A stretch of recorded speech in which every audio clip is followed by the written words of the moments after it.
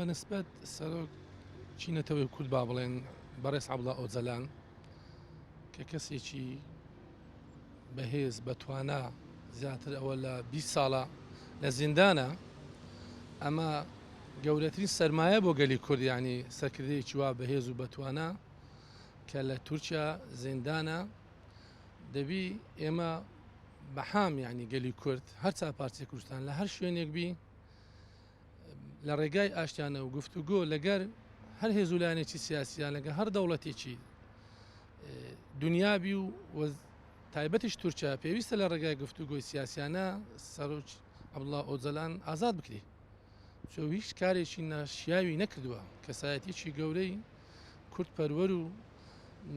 سەرکردایەتی ملیۆنەها کەس دەکا، یعنیەوە لەسەر خاک و نیشتیمانەکەی خۆی دیفاع لە خاک و نیشتیمانەکەی خۆی دەکا. بەڕێز عەبدوڵڵا ئۆجەلان کەسێکی تیرۆریست نەبووە، ینی کەسێکی خاک فرۆش نەبووە، کەسێک نەبووە نەتەوەی گرنتەوەش کە ئەو کاتم، بەڵام داوای مافی گەلی کوردی کردە، داوای مافی خۆی کردێ، داوای چارە نووسی گەلەکەی کردە. بۆ ئێستا لە زیندانە نارانی گەل کورد دوژمنانی گەلی کورد کە ئەو هاواڵانیان هاوڕێیانی دەیان و سەتان لە زیندان کردووە کە حکوومەتی تورکیایە. ئێمە وەکو گەلی کورد وەکو هاوڵاتیەک وەکو پێشمەگەیشی دێرین، ئەمن ئەوەی کە لەگە بەرامبەر عەبدوڵڵا ئۆجەلان و هاواڵەکان و هاوڕێیانی کراوە لەگەر هەموو هێزە سیاسەکانی تورکیاکە لەسەر کورد بەجوابن، لەسەر کورد مافیانێک کە بەشێکیان بە دیموکراسی لە هەڵبژاردن بەشدارن دەبنەوە، کورسی دێنن لە پەرلەمان داوای ماف دەکەن، هەمیان لە زیندان دەکەن و ڕاپێچیان لە نیجی یاسایەکیان نییە. بەڵام ئەمە سەدان ساڵە لە تورکیاوە، یعنی 600-500 ساڵە ئەمە داگیرکەری تورکیا، ئەمە هەدەفی بووە گەلی کورد نابی بە ئامانجی خۆی بگات لە هەر شوێنێک بیتێ من دەستی بوومە نەناوی دەبم. پێم وایە گەلی کورد هەرچا پارچەی کوردستان، ینی بەداخەوە کە دەم چاڵ پارچە ئەمە یەک پارچەینە، بەڵام کە دوژمنان ئێماندا بەش کردووە پێویستە هەموو یەک دەست و یەک ڕەنگ و یەک هێز بن داوا بکە ئازادکردنی عەبدوڵڵا ئۆجەلان بکرێ. دەشکرێ دەکرێت ئەگەر هەمومان یەک بین داوا بکەین لە هەموو جیهان داوا بکەین، لە هەمووزان بینە سەرجادە بڕژین داوا بکەین بە یەک دەن. بەڵام ئێمە ئەگەر حیزبی سیاسی هەیە دوژیت یان حیزبێک هەیە بۆ وەرژەوەندی خۆی زیاتر لە هەر لایەنێک لە هەر پارچەیەکی کوردستان بیتن، ئەمە کورد سەر ناکەی بۆ عارا. هەزارانی وەکو ئۆجەلان دێتە ڕێزی و سزن دەکرێنە ناو دەچی و زەحیف دەبی، ئەمە هەموو بە خەساری گەلی کوردەوە دەبیتن. بەڵام ئێمە کورد ئەگەر لە هەموو کۆڕات دەست بە ناودەستێک بنین و واز لە هەموو شتێک بین، تەنها نیشتیمانێکەمان بین، سەروەری نیشتیمانمان پارێزین، دەتوانین هاوڕێ عەبدوڵڵا ئۆجەلان بی و هاوڕێیانی بی و دەیانی سەرکردێت لە شوێنێک بی ئازادیکەین. گرنگە مێزوو لایەنە سیاسەکانی نەچا پارچەی کوردستان یەک گرتوو بن، دانیشن لەگە یەک دەست ناو دەست یەکنێک بێک هەڵۆزێک داوای مافەکانی خۆیان بکەن لە هەر پارچەی کوردستان بیتن، و لە هەر جێک سەرکردەیەکیان لە زیندانە، لە هەر جێگە سەرکردەیەکیان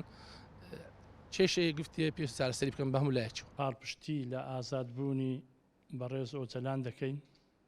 و داوا دەکەین UN دەستگا نێودەوڵەتیەکان مافی مرۆڤ CPT بەو ئەرکە هەستن بۆ ئازادکردنی ئۆجەلان. بەڕاستی ئەوە 23 ساڵە ئۆجەلان لە زیندانە، کەسێکە کە بەڕاستی کورد پێویست شانازی پێوە بکاتن، سەرکردەکە دژمنانی کورد بە پاڵپشتی مخابراتی وڵاتانی زلهێز و ئێقلیمی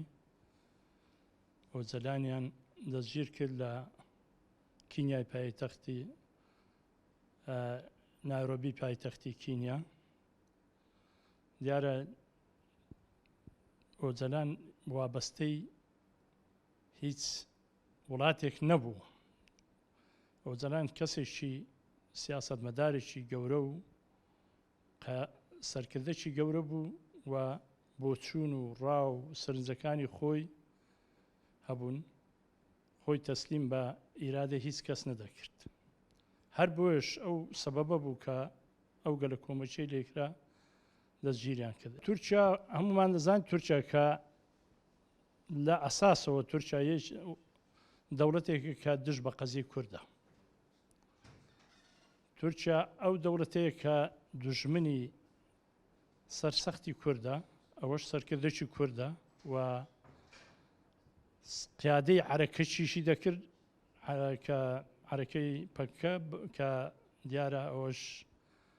تورکیا بە خەتەر لەسەر خۆی دەزانی. بە تاکید ئازادبوونی ئۆجەلان